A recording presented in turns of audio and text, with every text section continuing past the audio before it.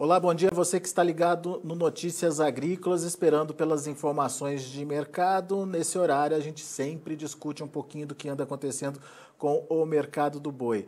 Uma semana muito tranquila para comercialização, praticamente sem interesse dos compradores em relação aí a novos contratos, novas compras, exportações seguem paradas e o mercado interno vem trabalhando aí com o que tem na mão e ainda assim existe já uma pressão nas cotações sendo colocadas na mesa. Não dá para dizer ainda que é uma referência para o mercado, mas alguns números já começam a aparecer nas negociações do dia a dia para o mercado interno. A gente vai conversar sobre essas questões com o Gustavo Figueiredo. O Gustavo fala com a gente direto da AgroAgility. Está aí já o Gustavo na tela. Bem-vindo, meu amigo. Obrigado pela participação conosco aqui no Notícias Agrícolas. É uma semana difícil, né, Gustavo? Ainda tem muitos pontos a serem esclarecidos para que definitivamente aí haja uma precificação para a arroba do boi, mas os primeiros preços começam a aparecer aí na praça, Gustavo, depois de uma paradeira aí por praticamente 10 dias, né? Desde a semana passada, quando se começou aquela confusão em relação à existência de casos de vaca louca aqui no Brasil. Final de semana, o Ministério da Agricultura confirmou que eram casos atípicos, a OIE deu como encerrado a questão no Brasil, mas o mercado ainda precisa de alguns esclarecimentos, certo? E como é que estão esses primeiros preços que começam a aparecer, Gustavo? Boa tarde a todos. Agradeço sempre o convite, Alexandre. Alexandre, vamos lá. Vamos recapitular rapidinho. Como você bem colocou, nós estamos 10 dias já desde o primeiro dia da notícia, né? A interrogação era grande sobre qual era o tipo da vaca louca, né? A vaca louca, como a gente colocou aqui para os clientes, que o melhor cenário seria atípica, e foi o que ocorreu, né? O que a gente tinha mesmo aí de notícia era que seria atípica, ela ocorreu. Porém, Alexandre, o que ocorre aí, mesmo sendo atípica e sendo a melhor notícia para o cenário que nós temos, é que nós tínhamos, antes da notícia, já uma escala, né, muito longa, né? E isso já estava gerando uma tendência baixista para o valor da arroba. O que contribuiu para que não fosse uma queda acentuada nesse período foi a exportação, que a exportação de julho e agosto elas vieram acima do normal. Agosto, principalmente, que foi recorde histórico nas exportações, aí, com acima de 8 toneladas diárias. Tá? Então, contribuiu para que a arroba não cedesse nesse período aí entre julho e agosto de uma forma acentuada. Ela veio de um preço de 320 para 310, que é o que estava sendo praticado antes da notícia aí da vaca louca, do que estava para ser divulgado aí ao longo da semana. Pós a divulgação, Alexandre, o que ocorreu? Mesmo com a OIE dizendo que não há problema para o ser humano e que o Brasil continua com o mesmo status de baixo risco sanitário, o que vem ocorrendo é que os exportadores ainda não se pronunciaram, Alexandre. Nós estamos num período de espera muito grande para isso. Então, o que ocorre dentro da indústria, Alexandre? Nós tínhamos uma escala muito longa, ou seja, animais já negociados antecipadamente, com preços acima do que vinha acima, porque era um padrão exportação onde gera uma margem muito grande, né? Agora, o que o frigorífico tem? Ele tem, além do estoque já de carne do animal abatido no frigorífico, ele tem esse estoque de carne que ainda não pode sair, até porque o frigorífico não vai tomar o risco de colocar isso num container, mandar no navio e no meio lá do mar, lá, os chineses dizem que só vão liberar daqui 30 dias. O que ele vai fazer com essa carne no mar? Voltar? Né? Então, ele não vai tomar o risco desse custo aí logístico para isso, né? E como esses países não se pronunciam, Alexander, há uma tensão muito grande dentro da indústria frigorífica, de ver o que ele faz também com os animais que já foram comprados pensando nessa exportação. Ou seja, ele tem estoque de carne, ele tem estoque de animal a ser abatido, e era um estoque grande, porque era uma escala de 10 dias útil aí, pelo menos. Tá? Como eles não têm eles estão na mesma dúvida que todo mundo do mercado está, ele não está abatendo esse animal padrão China que foi comprado antecipadamente. Ele está remanejando toda essa escala. Então nós estamos aí desde o anúncio, desde o primeiro dia da interrogação de qual tipo da vaca louca que a gente tinha no mercado, está todo mundo sem abater o animal que ele tinha comprado padrão China, até que haja um pronunciamento do país da China, né, em relação a essa exportação e do que ele vai poder fazer com essa carne. Para ele não tomar esse prejuízo de abater e depois ter que mandar no mercado interno, ele está preferindo aguardar. Nesse ponto, quem toma o prejuízo? Tanto o frigorífico, que ele está com estoque e está com o animal comprado, quanto o pecuarista, que no período que nós estamos com o animal terminado no confinamento, onde o custo da diária é elevado, devido ao custo do aumento dos insumos nesse período que nós tivemos. Então a diária de R$20 a cada 10 dias de atraso no abate e de não conseguir colocar esse animal, negociar esse animal no mercado, nós estamos falando de R$200 por cabeça aí que está sendo gasto e sem saber qual é a data que vai ser abatido esse animal. Então o prejuízo está tanto do lado da cadeia, né, dos pecuaristas, quanto do lado da indústria frigorífica. E essa interrogação permanecendo, cada dia que passa a pressão que ocorre no preço da arroba é de baixa. Infelizmente, é esse cenário que nós temos. Até porque o cenário é de baixa, quais são os motivos que geram isso? As escalas que já eram longas estão sendo remanejadas. Mesmo se a China vier hoje e falar que vai voltar a exportar, a escala que era para o dia 20 de setembro, sem comprar um boi, ela vai finalizar o setembro, devido ao remanejamento dos abates. E mais esses 10 dias que todo mundo está tentando vender boi e gostaria de vender boi e não consegue vender. Então nós temos 10 dias de animal que seria disponibilizado no mercado e que também não foram negociados. Então, no mínimo, nós temos 20 dias de escala para frente, Alexandre. E só isso já gera uma pressão baixista no valor da arroba. Olhando tudo isso, olhando toda essa interrogação, durante a semana existiu um negócio de R$300 o valor da arroba destinado para o mercado interno, e hoje um dos 3 frigoríficos aí listado em bolsa, né, podemos dizer um dos 3 maiores, abriu para comprar, abriu um preço, né, Alexandre, não podemos dizer que isso é mercado não, mas devido a toda essa interrogação que eles também têm, abriu para comprar em São Paulo o valor da arroba de R$285 para mercado interno. Não estamos falando de animal padrão exportação, até porque não há exportação no momento. Mas os abates para mercado interno estão ocorrendo, então? Todos os frigoríficos, Alexandre, que tinham um pouco de animal disponibilizado, comprado, o destino seria mercado interno, esses abates ocorreram, Alexandre. Tá. E variando, portanto, a partir de hoje, com essa precificação de um grande frigorífico, de 285 até R$300. Então, o 300 agora eu não sei se isso aí a gente vai ver de novo ao longo da semana. Foi praticado, né? Foi praticado, né, essa semana. Agora, não sei se a gente vai conseguir negociar animal a 300, né, Alexandre? Com essa nova orientação, então, né, Gustavo? Possivelmente...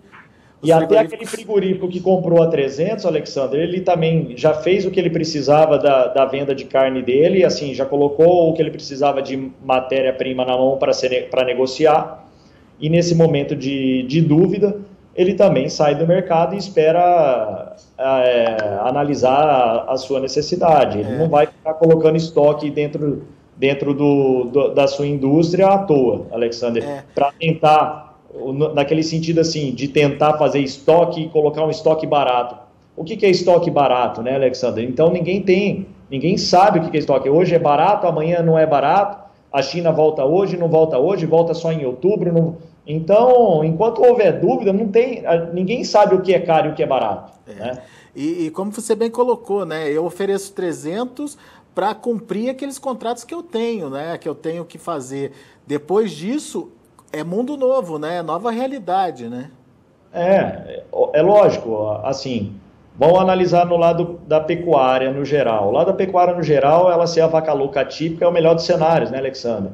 Porque se fosse a outra, era imensurável, não dá nem para mensurar o que seria um valor de arroba. Então vamos tirar isso do cenário. Ótimo, já tiramos isso do cenário, ela é atípica e a gente sabe que num curto, médio prazo isso vai ser resolvido. Esse é o principal cenário. Agora, analisando o curto prazo, para a oferta que nós temos, para o tipo de animal de terminação que nós temos no momento, que não é a pasto, devido a essa seca que nós tivemos severa, até aquele animal que não iria para o confinamento, tiveram que ir para o confinamento devido à falta de oferta, disponibilidade de comida, né? Então, e com um custo elevado, Alexander, e esse remanejamento de escala, acúmulo de animais a serem negociados, nós podemos dizer, no curto prazo, infelizmente, que há um caos logístico, né? Logístico por parte da indústria, de não conseguir mandar a sua carne já abatida, da indústria não conseguir abater mais animal porque o estoque já está elevado, e logística porque a escala já era longa. Então, há um acúmulo em todas as pontas, né? De carne já disponível como matéria-prima e de boi que vai virar carne, né? E daí acrescenta-se a isso a questão das paralisações, né? Dos caminhoneiros pelo Brasil afora, a gente já está vendo aí essa paralisação acontecendo. Até que ponto isso vai também ser mais um fator a ser analisado no mercado do boi, né, Gustavo? Ele já é, né, Alexandre? Ele já vem como mais um fator de pressão, né? Porque aqueles animais que seriam abatidos para mercado interno, que estaria disponível para ser abatido, para a indústria rodar, nós já temos alguns relatos que tiveram que o caminhão estava na propriedade para carregar e já tiveram que descarregar, né? Porque não vai passar na rodovia, né? No bloqueio, né? Então, isso já gera por si só mais um acúmulo de animal para ser abatido no curto prazo, né, Alexandre? Então, é mais uma notícia ruim que vem para gerar uma pressão baixista no momento. Pois é. Daí as pessoas se perguntam, Gustavo, e você já respondeu parte dessa interrogação aí, desse questionamento, por que os preços não chegaram na carne? Por que ainda, apesar dessa situação, de todo mundo estar falando que tem escala grande, tem sobra de carne porque não está exportando, por que os preços, as quedas não chegaram no valor da carne? Vamos lá, Alexandre, nós temos vários pontos em relação a isso. O primeiro, nós reduzimos o abate, então há uma disponibilidade de carne menor, né? Menor por quê? Porque aquele animal que foi abatido para exportação continua no estoque para exportação e ele está tentando, a indústria está tentando ainda manter a venda para exportação. Ele não quer jogar essa carne no mercado interno, até porque a margem de exportação é muito superior. Esse é o primeiro ponto, né? Então, essa carne que foi abatida como exportação não está sendo jogada no mercado interno. Não há essa disputa ainda, né? O frigorífico de mercado interno também está com uma dúvida muito grande. Ele está abatendo menos e só a quantidade necessária. Por quê? Porque se essa carne futuramente de exportação não puder ser exportada, vai ser jorrada no mercado interno e com um custo abaixo do que os outros de mercado interno estão produzindo, né? Vai jogar mesmo perdendo dinheiro, mas para não perder tudo ela vai jogar e a carne no mercado interno vai ceder e esse cara também não quer tomar o risco de ter um prejuízo no curto prazo, né? Esse é o segundo ponto. E o outro, Alexander, é que essas paralisações, esses bloqueios,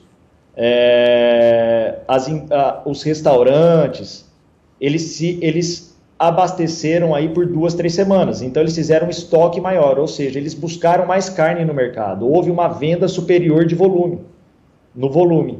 E que isso fez até com que na última semana, ao invés de queda no valor da carne, a gente elevou o valor dessa carne, né?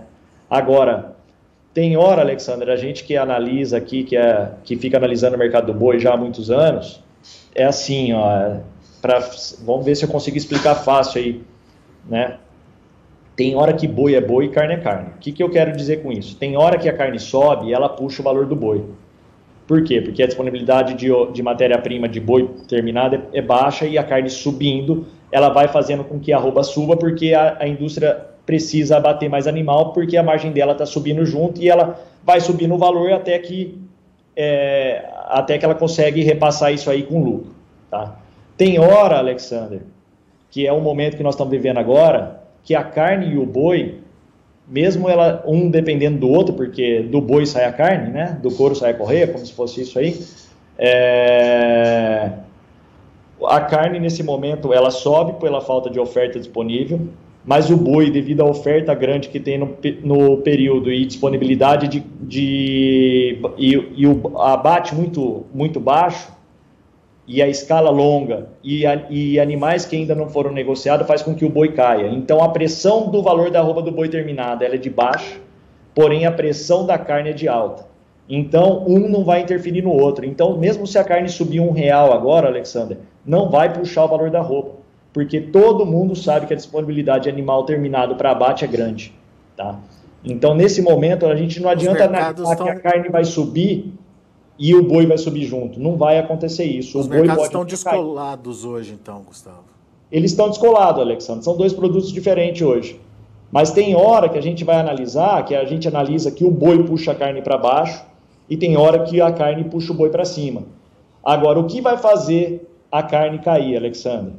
O que faria a carne cair nesse momento onde o boi puxaria a carne? Uma demora da volta das exportações. Exatamente, porque aí todo esse animal que já foi batido para exportação vai ser jogado no mercado interno para não ter uma perda ainda maior da indústria. Aí a oferta disponível de carne para o mercado vai aumentar, aumenta a disponibilidade de oferta, diminui o valor do quilo da carne. Muito bem, então, pelo resumo da ópera, é muito importante entender como é que vai ser essa dinâmica de volta às compras das exportações, dos exportadores. É isso, Alexander. Hoje, o que vai balizar a gente para saber quando o valor da arroba vai equilibrar e quando a gente vai ter uma pressão altista sobre o valor da arroba, somente o dia que a gente tiver um retorno dos países exportadores. Então, Alexander, o cenário de agora em diante a cada dia que passa e a gente não tem notícia dessa volta, dessa retomada, é um dia a mais de pressão de baixa. Eu não diria nem que é um dia a mais, são 2, porque é o animal que deixou de ser abatido, mas é o animal que deixou de ser negociado. Então, essas escalas vão se estender ao longo de outubro, a cada dia a mais que a gente passa sem essa suspensão, vamos dizer assim, dos países exportadores aqui em relação ao Brasil. Muito bem. Muito bem explicado, Gustavo. Vamos ficar de olho, então, nesse mercado e principalmente nessa dinâmica de volta aí das exportações, que me parece ser essencial aí para uma retomada, ou pelo menos para uma sustentação aí dos preços da arroba do boi. E óbvio, né, se não vier um chinês querendo renegociar preço também, né, Gustavo? A gente já sabe quais são as características desses países assim, né, Alexander? Nunca deixam barato, né? Mas, pelo menos o outro ponto, assim, vamos torcer para que isso não seja corriqueiro, mas assim, eles levaram um volume muito grande entre julho e agosto, até como eu coloquei, agosto foi o recorde dos recordes da exportação de carne in natura. E a própria primeira semana de setembro, né, como você colocou aí, né, Gustavo? Já foi a primeira semana, só que a primeira semana são 3 dias, mas mesmo assim são 10,5 toneladas ao dia, de média nessa primeira semana de setembro, que foi exportada, né? Pois é. Então, eles levaram um volume muito grande. Vamos torcer para que esse volume que eles levaram nos últimos 3 meses não deem fôlego para eles também ficarem mais tempo sem nos dar um retorno, né, Alexandre? Tem isso também, né? Se eles estiverem muito estocados lá, sem necessidade de voltar rapidamente, obviamente entra o negociador chinês na parada, né, Gustavo? Na parada. A verdade é assim, é atípico, já é positivo, né? Não é uma coisa que vai se estender ao longo de 1 ano, 2 anos, 3 anos. Se fosse típico, sim, era uma coisa de longo prazo. É todo aquele retrabalho de formiguinha de novo, mas não é. É o melhor cenário positivo e isso aí todo mundo tem que colocar na cabeça que foi positivo tudo isso e mostrou mais uma vez a ação do Ministério, do país em relação à questão sanitária. Mostrou que a gente está ativo, né, Alexander? Isso sempre é positivo. Mostra que a gente está atento, que a gente está trabalhando para que torne o Brasil cada vez mais sério em relação a essas situações, né? Até porque nós já tivemos várias experiências com isso e graças a Deus nós estamos sabendo lidar com isso. Esse é o primeiro ponto, é o ponto mais positivo que nós temos dessa situação toda. Porém, aí nos próximos 30, 60 dias é o máximo que a gente pode ter aí para que tudo se equalize desde que a gente tenha uma antecipação dos exportadores o mais rápido possível. É isso aí. E fica a nossa torcida para que isso aconteça o mais rápido possível e que realmente a gente possa reorganizar toda essa sistemática de abate, produção de carne, enfim, que como você bem colocou, prejudica a indústria sim, mas prejudica o produtor também, que está lá no confinamento, que não tem muito o que fazer e que tem um custo a mais para manter esse animal lá no confinamento. Suas contas foram muito importantes, de R$20 a diária aí, 10 dias a mais no confinamento, R$200 a mais pelo animal. Não é brincadeira não. Então vamos torcer para que logo o sistema se restabeleça. Meu caro, muito obrigado, viu, pela sua participação. Volte sempre, Gustavo. Eu agradeço, Alexander. Um abração. Grande abraço. Gustavo Figueiredo, Agroagility, aqui com a gente no Notícias Agrícolas, fazendo uma leitura muito ponderada, muito consciente aí do que pode acontecer com o mercado e principalmente com a dinâmica de comercialização e precificação diante aí da questão das exportações. Quanto antes as exportações voltarem ao normal, mais rápido e menos problemas a gente teria aí. Mas se começar a se prolongar demais, se começar a esticar demais essa volta dos exportadores, daí sim a gente vai ver reflexos importantes na precificação. Os frigoríficos que já testaram ao longo da semana os R$300, abriram ofertas, segundo o Gustavo hoje, na casa dos R$285, uma perda aí de R$15 por arroba ao longo dessa semana, né? Desde que as primeiras precificações, ainda sem ser uma referência para o mercado, começaram a aparecer. Deixa eu passar rapidamente os números do boi, porque na sequência tem João Batista Olive com Tempo e Dinheiro. Vamos lá para os preços. Lá na B3, setembro, R$ 296,20, 1,92 de queda. Outubro, R$ 299,65, 1,66 de queda. Novembro, R$ 307,40, queda de 1,66% também. E o dezembro, R$ 308,25, queda de 2,14%. O indicador CPEA fechou o dia de ontem a R$ 312,25, teve alta de 2,34%. São esses os números, a gente fica por aqui, eu agradeço muito a sua atenção, a sua audiência. Vamos ver o indicador no final da tarde de hoje, se ele traz esse reflexo aí das novas ordenações de compras pelo mercado. Continue com a gente e tem João Batista Olive na sequência. Se inscreva em nossas mídias sociais. No Facebook, Notícias Agrícolas. No Instagram, @Notícias Agrícolas. E em nosso Twitter, @Norteagri. E para não perder nenhum vídeo, não se esqueça de nos acompanhar no YouTube e na Twitch, Notícias Agrícolas Oficial.